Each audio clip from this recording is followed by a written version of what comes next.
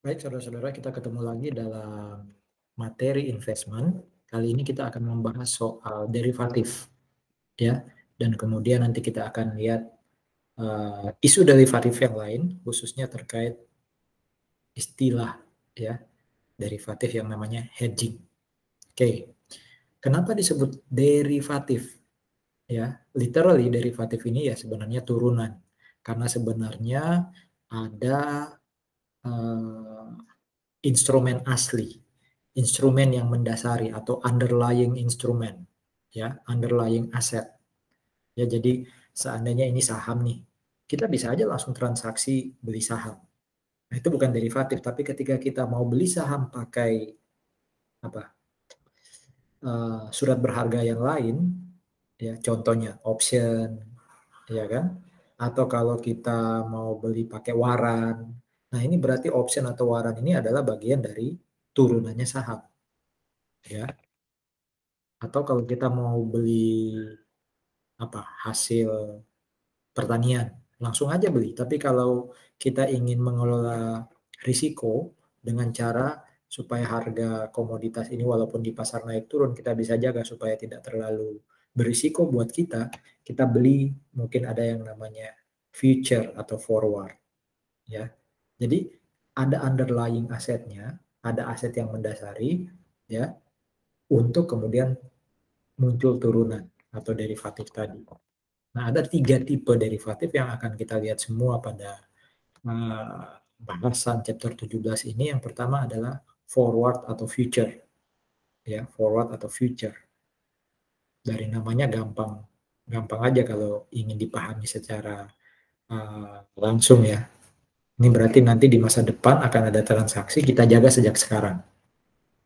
Ya, kita jaga supaya kita tidak kena risiko harganya naik contohnya, ya. Yang kedua ada yang namanya option. Option ini yang sudah kita pelajari sebenarnya dari sisi emiten, ya, chapter 16, ya kan?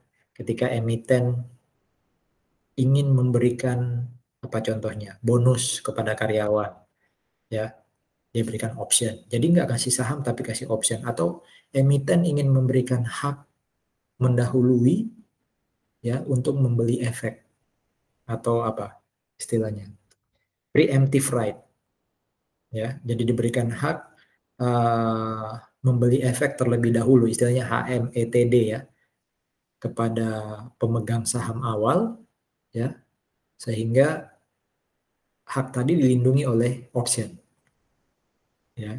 Bapak silakan beli saham ini sebelum saya jual ke pasar melalui right issue, ya, tapi pakai option, ya. Lalu yang ketiga ada yang namanya swap. Wah, ini sebenarnya uh, istilah baru dan cukup complicated.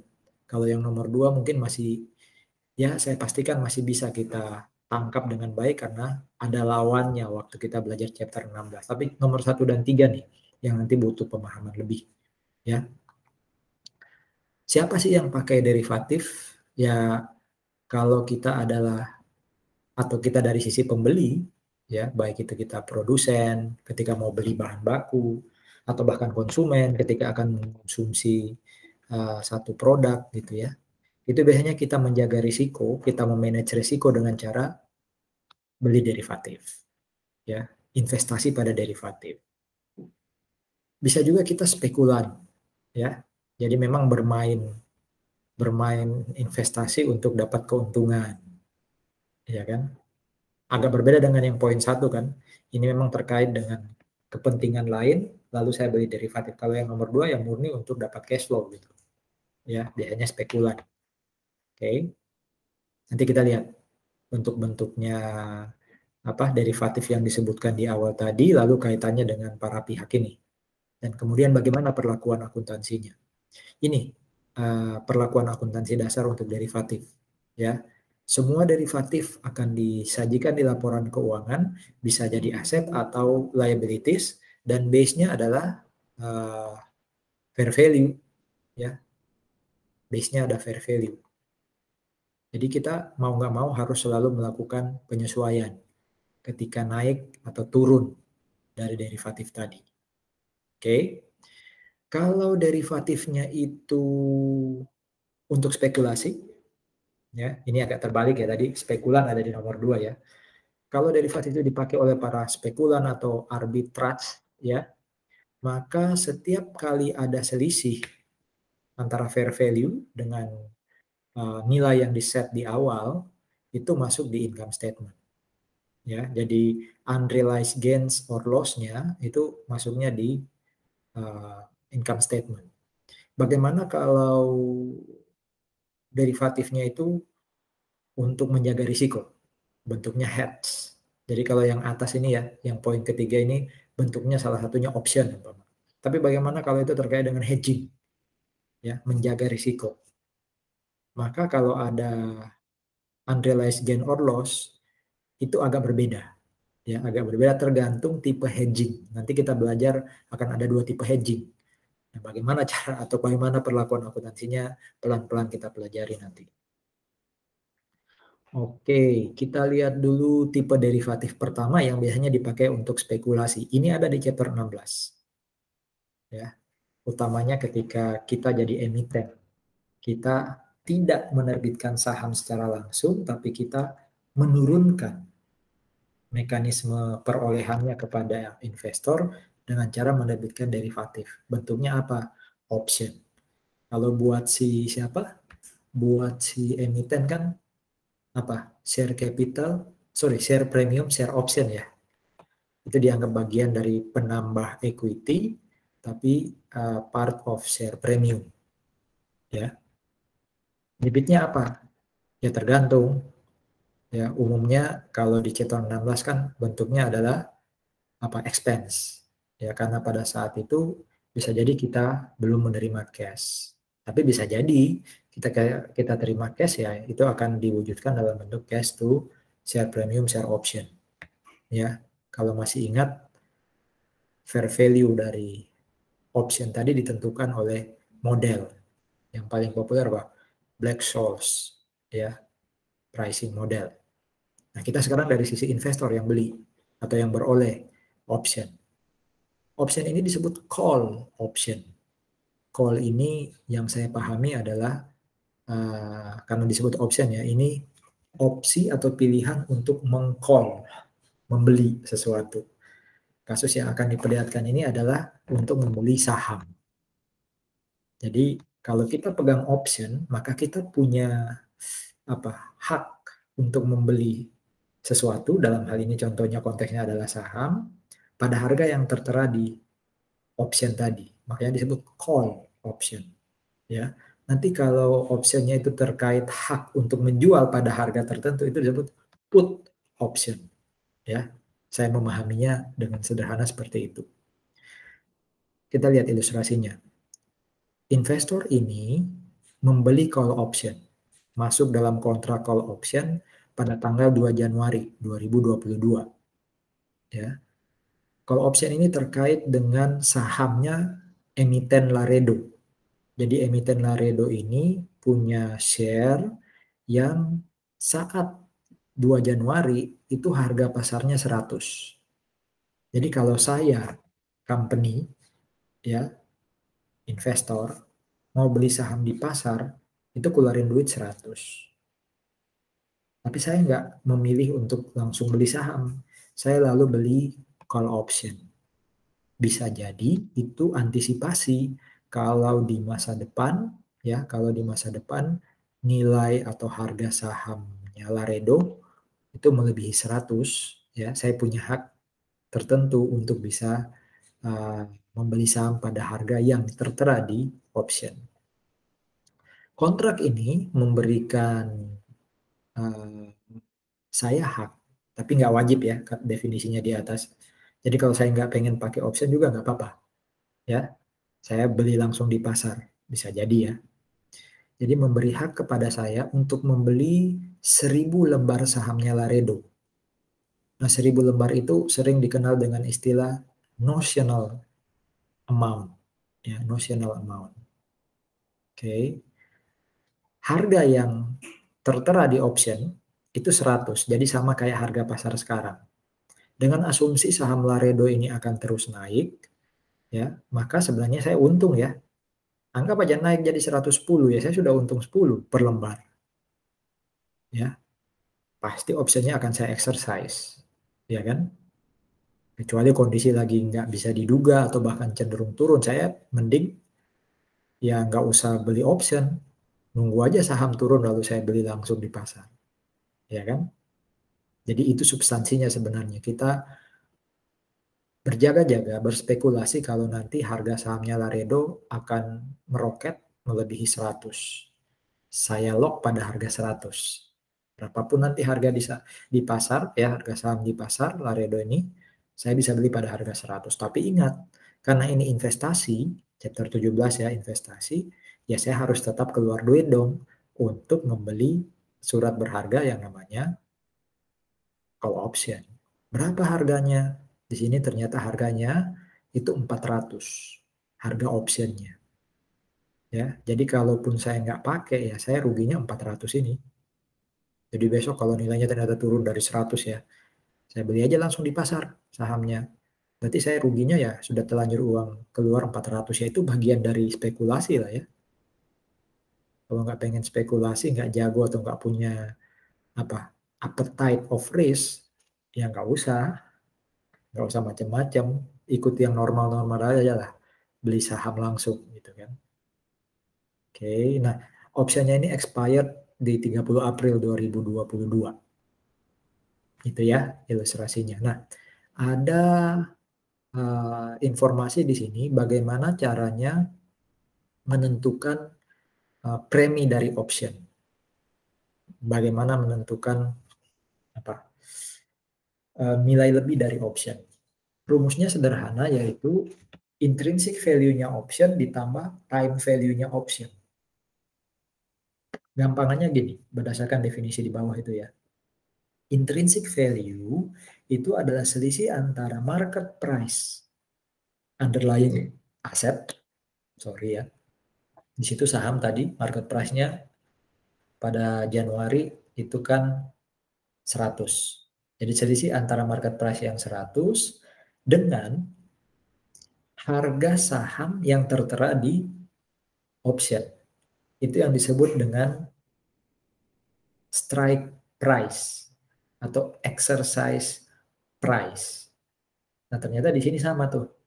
Yang tadi info di awal ya, harga di pasar 100, harga saham yang tertera di option atau strike price-nya atau exercise price-nya juga 100. Ya, itu intrinsic value.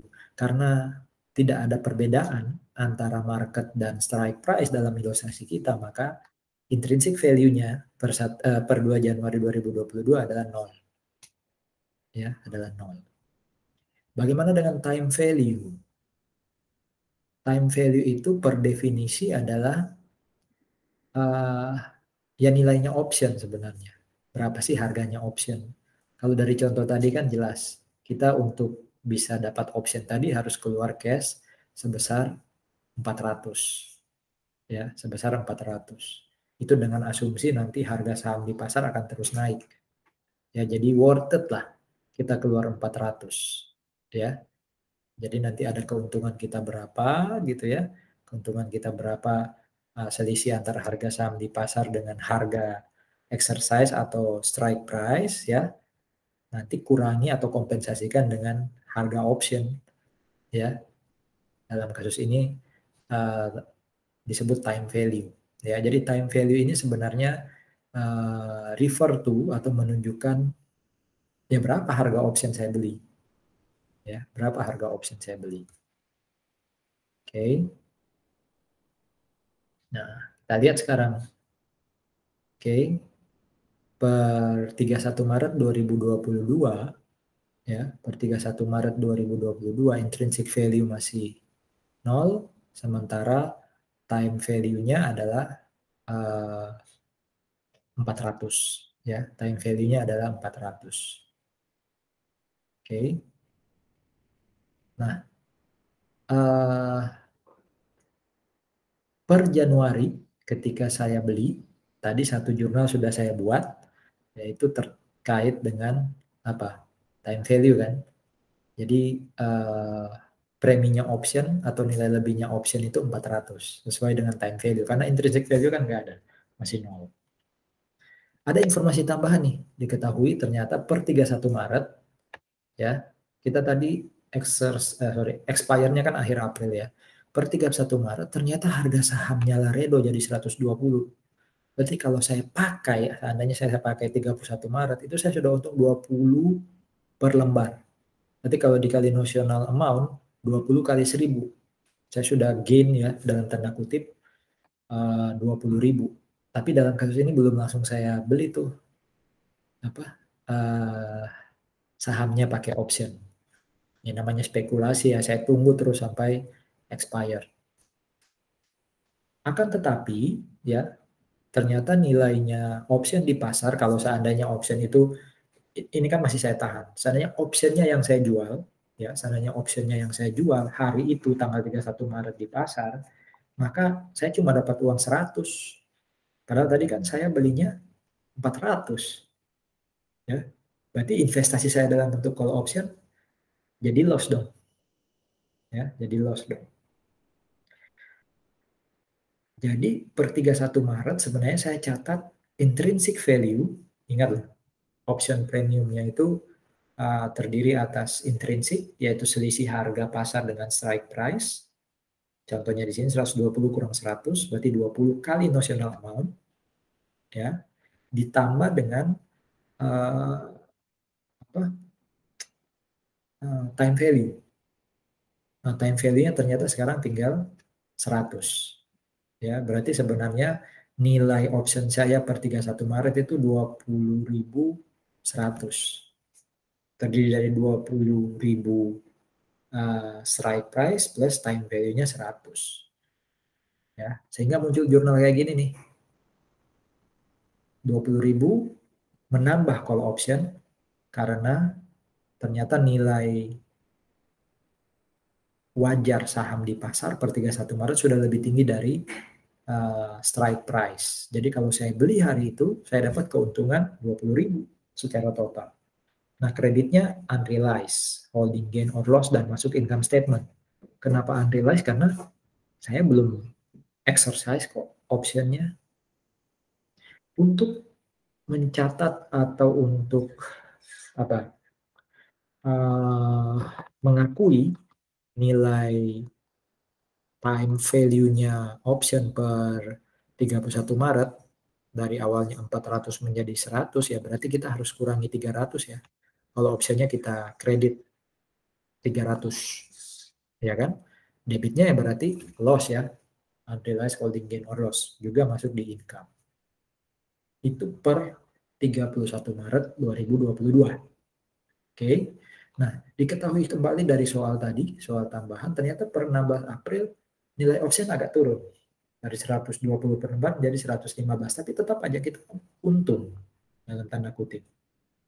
Karena strike price-nya 100 per lembar. Ini 115. Jadi kita masih ada untung sebenarnya 15.000. Jadi keuntungan awal yang tadi 20.000 ya secara total itu nanti berkurang 5.000.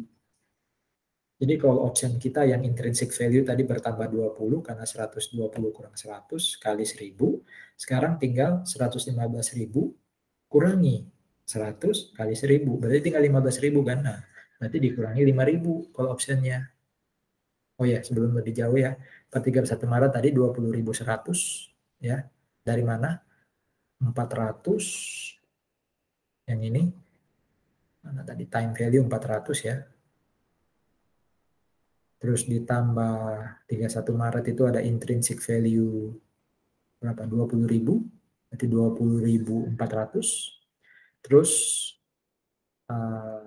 time value-nya kan 100 menurut soal. Makanya jadi 20.100. Ya, jadi 20.400 kurangi 300 di sisi kredit kan tinggal 20.100. Itu dapatnya atau dasarnya kita dapat 20.100. Ya.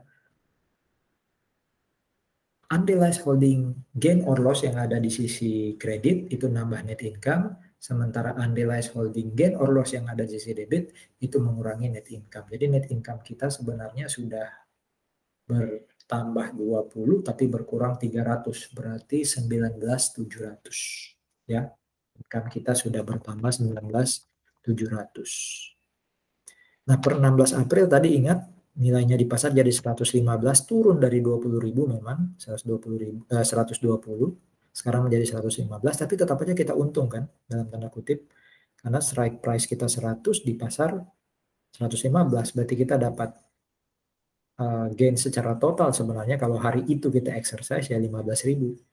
Sehingga dari kenaikan 20 tadi sekarang berkurang 5. Ya, kalau opsinya berkurang 5 kali 1000 notional amount. Ya kan? 5.000 itu untuk mengakui intrinsic value yang awalnya naik 20.000, sekarang ternyata cuma 15.000 naiknya. Berarti kan berkurang kalau opsinya 5.000. Ya.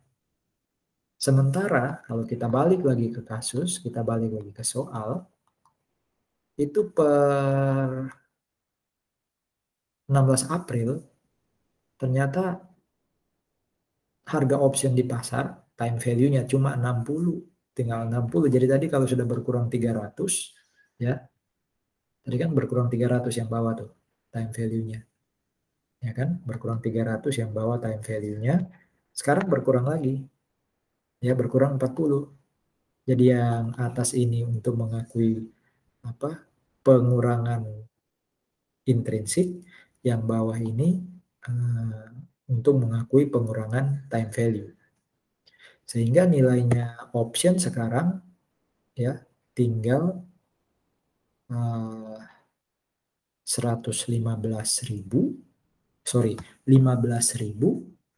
ya, 15.000 ditambah 60. Ya kan? Nilai option kita tinggal 15.060. Ya, kelihatan aja dari informasi tambahan di soal ini nih. Per 16 April intrinsic value kita 15 per lembar kali 1000 berarti 15.000. Time value kita tinggal 60 berarti premiumnya option tinggal 15.060. Itu per 16 April ya, per 16 April. Tuh, dapatnya 15.60 kan. Nah, ketika kemudian option ini kita settle ya, kita realisasi kan tadi expirednya akhir April, ini sebelum akhir April sudah kita settle. Kita exercise ya. Option kita yang 15.060 kita kredit. Oke, 15.060 kita kredit ya. Lalu kita dapat cash 15.000. Ya, 15.000 itu bagian dari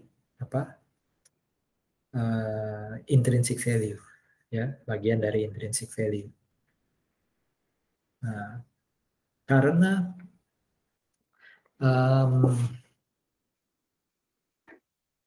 time value kita tinggal 60, itu kan rugi ya. Time value kita tinggal 60 ya, itu rugi kita, loss on settlement of call option. Ya, jadi seandainya time value kita naik terus, ya, seandainya time value kita naik terus, maka kalau option kita kan akan besar sehingga cash yang kita dapat juga akan naik kan. Ya, begitu logika berpikirnya. Nah, terus ini kan belum kelihatan nih, saya mau beli saham atau enggak. Ya kan, nggak kelihatan saya beli sahamnya kan, harusnya kan ada investment, ya, equity investment to cash. Ya nanti cash ini kita pakai untuk beli saham. Ya, cash ini kita pakai untuk beli saham. Jadi harga pasarnya saham kan 100 ya, strike price-nya. Saya beli ya 100.000. 100 kali 1000 berarti 100.000 kan keluar uang saya. Oke, keuntungan saya sebenarnya adalah 15.000 karena kalau saya beli langsung di pasar, saya keluar uang 115.000, ini saya cuma keluar 100.000. Ya, saya cuma keluar 100.000. Jadi ini keuntungan saya karena saya beli call option. Ya, gampangannya ya saya dapat cash 15.000 kurangi 400 ya. Jadi 14.000 berapa? 600 lah. Ya. 14.600. Oke. Nah, itu kelihatan tuh, net income saya kan 14.600. Ya, dari spekulasi berbentuk call option ini. Ya. Itu call option. Nah, ini menunjukkan apa sih bedanya antara saya beli saham langsung dengan saya pakai call option. Ya, ada 3 karakteristik dasar dari derivatif. Ya, yang pertama adalah derivatif ini bisa punya underlying 1 atau 2. Tadi underlyingnya cuma saham, ya bisa lebih, ya bisa obligasi, ya bisa komoditas, ya properti, ya atau semacamnya. Dan instrumen ini, derivatif ini punya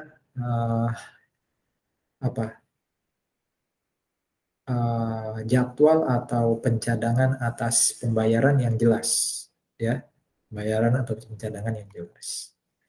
Kemudian saat kontrak, tadi kan kontraknya per 2 Januari 2022 ya, itu nggak ada investment sebenarnya, nggak ada investasi.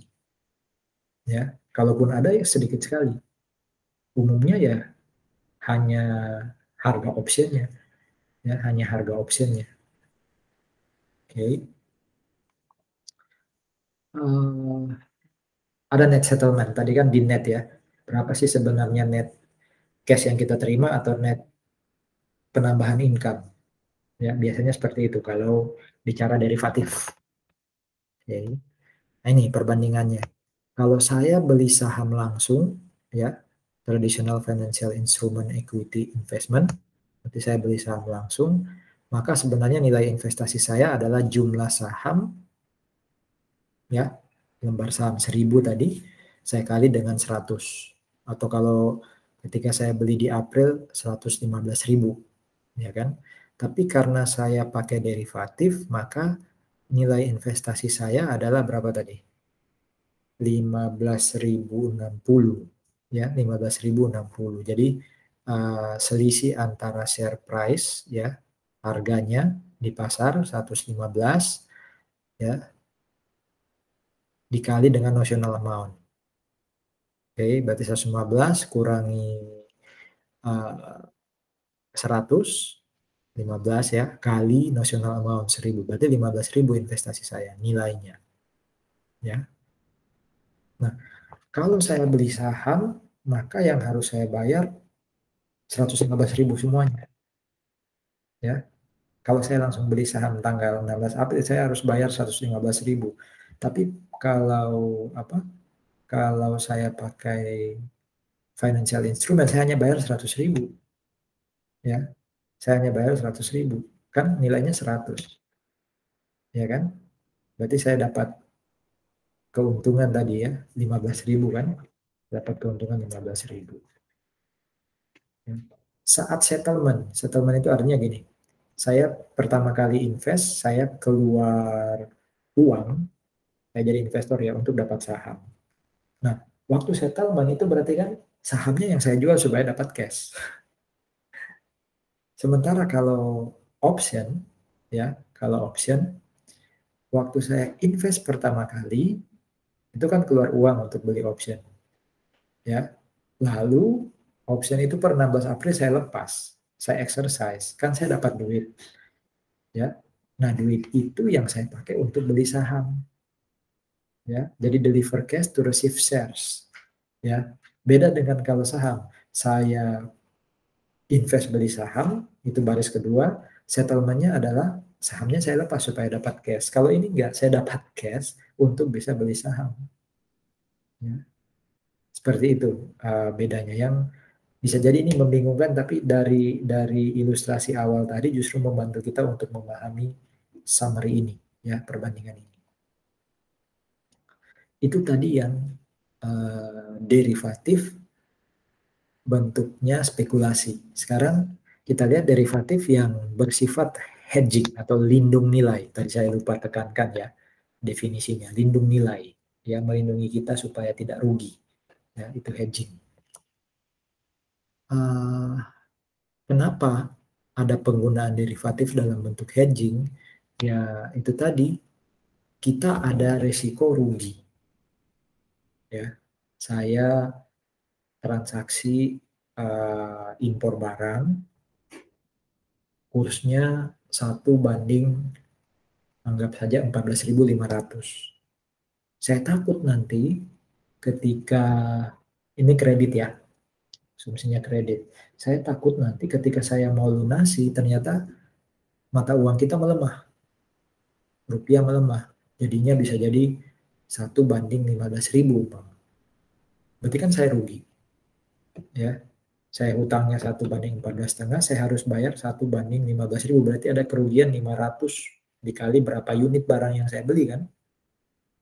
Nggak apa-apa itu rugi, tapi saya jaga supaya rugi saya mengecil atau bahkan saya bisa kompensasi, bisa lebih, itu dengan cara apa? Saya masuk ke pasar derivatif dengan cara apa? Beli, hedging, lakukan hedging atau lindung nilai.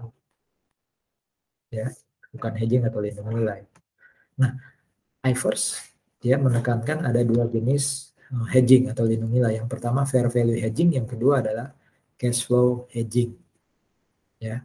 Jadi lindung nilai kalau nanti fair value naik, ya beresiko fair value naik, lalu ada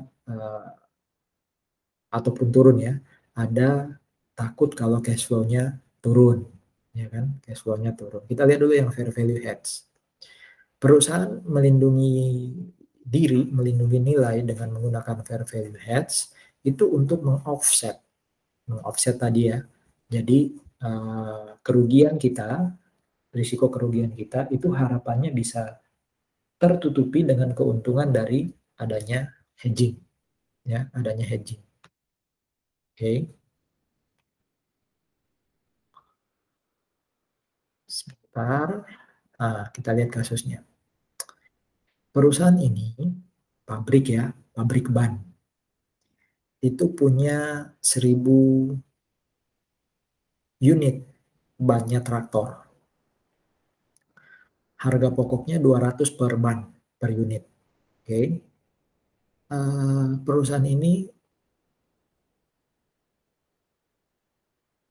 apa ya? Nyetok ya. Mempersiapkan stok ini untuk jaga-jaga kalau besok musim spring itu apa? Musim semi ya. Kemudian butuh banyak traktor dan juga bannya gitu ya. Nilai yang dicatat di laporan keuangan untuk inventorinya itu 200.000 ya. Harganya 200, ya harga pokok 200 kali 1.000 unit. Selama belum dijual maka perusahaan harus antisipasi resiko dong kalau sampai ternyata nilai di pasar turun. Ya, kalau sampai ini kan disajikan pakai lower of cost or NRV kan. Nah, cost-nya ini pakai FIFO. Ya. Kalau NRV ternyata turun berarti kan dia rugi. Nah, gimana caranya rugi tadi bisa dikompensasi supaya tidak banyak ruginya, tertutup ruginya dengan cara apa? Dengan menggunakan fair value hedging. Ya, dengan menggunakan fair value hedging. Jadi kita khawatir fair value produk kita di pasar nanti turun. Makanya kita pakai fair value hedging. Ya, produk kita apa di sini? Tire ya, ban. Untuk melindungi ya risiko kerugian kita, maka perusahaan ini ya mengunci nilai inventorinya pada tanggal 2 Januari 2023 dengan cara apa? Beli put option. Kalau tadi saham, saya dari sisi investor pengen beli saham, saya takut nilai saham naik, saya beli option untuk bisa meng-call saham pada harga yang tertera di option. Kalau ini put option. Put option untuk apa ya? Berarti untuk bisa beli inventory. Oh enggak. Berarti untuk bisa jual inventory juga enggak. Ya. Jadi ada underlying aset yang lain yang kita pakai, bukan bannya, tapi underlying aset yang kita pakai, yang harapannya kalau dari ban ini saya rugi karena nilainya di pasar turun, bisa saya tutupi dengan keuntungan karena saya jual produk lain, ya, pada harga yang sudah ditetapkan di awal. ya, pada harga yang sudah ditetapkan di awal. Nah, ya si Highward, si produk ya produksi pabrik ini membuat option ya dalam bentuk fair value hedge ya, put option sekali lagi ya, untuk melindungi penurunan nilainya inventorinya, tire-nya ya, bannya. Put option ini akan jatuh tempo 9 bulan dari sekarang, memberikan option hak ya kepada Highward, tapi bukan kewajiban ya, untuk menjual rubber apa? Karet ya. Jadi bukan banyak rubber. Dia bisa jual 4.000 pounds, 4.000 unit rubber pada harga 50 per lembar. Ya, per unit ya. 50 per pounds. Di mana sebenarnya 50 per pounds itu adalah spot price, harga sekarang, harga per tanggal 2 Januari 2003 dari rubber ya. Dari rubber. Karena exercise price-nya sama dengan harga pada tanggal 2 Januari, ya belum ada entries, belum ada jurnal. Jadi saya hanya bilang saya bikin option ya, put option ya pada harga 50, berarti belum ada nilai, ya belum ada jurnal per 2 Januari. 31 Maret 2023 ternyata inventory itu nilainya turun 10%. Inventory bannya itu turun 10% di pasar, berkurang 20.000. Nah ini nilai atau jurnal inventory biasa kalau penurunan nilai terjadi ya. Oke, allowance to reduce inventory to fair value. Chapter berapa ya inventory itu ya? Udah cukup lama kita tinggalkan. Chapter 8 ya, 8 atau 9. Ya yang ini ada di chapter 9 kayaknya. Nah debitnya unrealized holding gain or loss, masuk di income. Ya, intinya pokoknya mengurangi income. Oke, mengurangi income. Kalau yang kreditnya itu mengurangi nilai inventory ya. Dari awalnya 200 tinggal 180 karena berkurang 20.000. Ya. Karena saat itu apa terjadi penurunan tire, itu kita asumsi juga harganya rubber juga turun 10%. Ya, harga rubber turun 10%. Tadi kan rubber berapa tadi? Sorry, soalnya mana? Rubber itu 50 kali 4.000, 200.000 ya, 200.000 turun 10%, berarti apa? 20.000 juga. Nah, saat itulah option kita berharga dalam tanda kutip. Ya, put option 20.000, kreditnya unrealized holding gain or loss, masuk di income 20.000. Ya, masuk di income 20.000. Dengan adanya fair value hedge ini, maka kondisi keuangan kita kayak ini nih. Aset kita tetap 200, walaupun tadi awalnya inventory 200, berkurang 20.000, tapi dengan adanya put option aset kita kan tetap 200. Ya. Kerugian karena turunnya inventory itu bisa dikompensasi dengan keuntungan karena kita punya put option. Ya, keuntungan karena kita punya put option. Itu fair value hedge, ya. Itu fair value hedge. Ada lagi yang namanya cash flow hedge. Cash flow hedge ini ya terkait dengan risiko kita bakal terima cash flow lebih sedikit. Kita jaga supaya cash flow kita tidak lebih sedikit. Ya.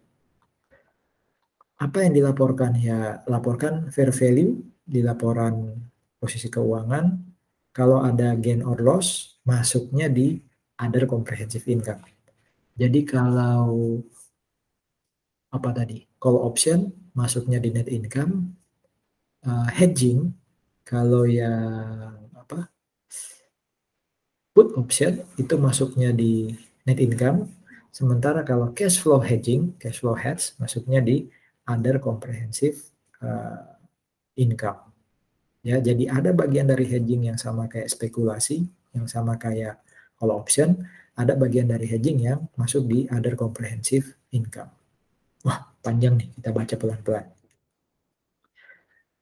Di September 2022, perusahaan ini mengantisipasi ya pembelian 100 unit aluminium di Januari 2023. Jadi saya mau beli produk, makanya tadi kan pemainnya bisa pabrik ya untuk beli bahan baku atau konsumen ya untuk membeli produk.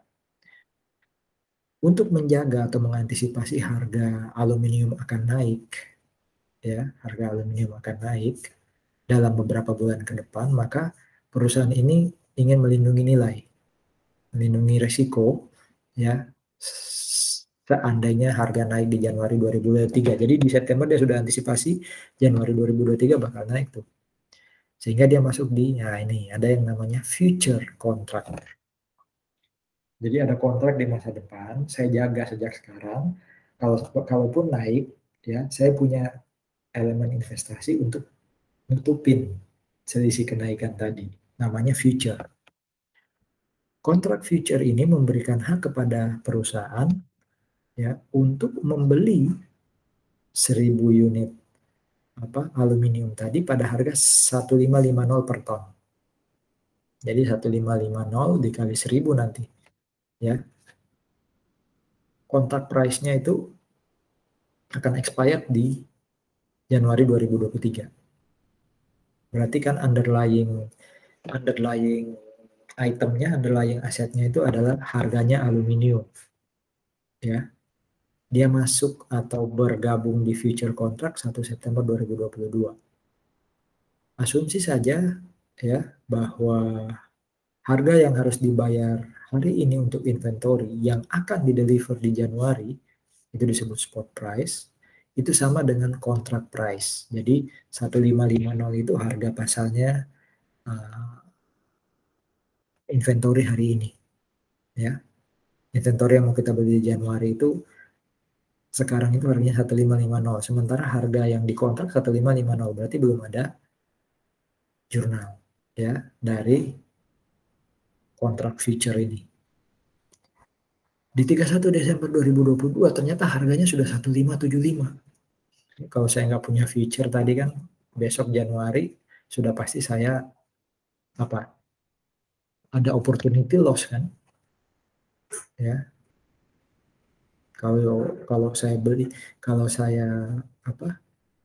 beli sejak awal mungkin 1550, ini sudah 1575.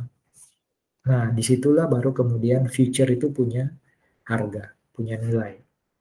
Ya, jadi selisihnya itu future contract ya, to unrealized holding gain or loss di sisi kredit, masuk di equity. Kenapa masuk di kredit? Karena nambah equity. Ya, nambah equity, future contract itu jadi bernilai. Ya, jadi bernilai. Oke. Nah, future contract ini masuk di statement of financial position, di current asset, terus gain-nya bagian dari OCI.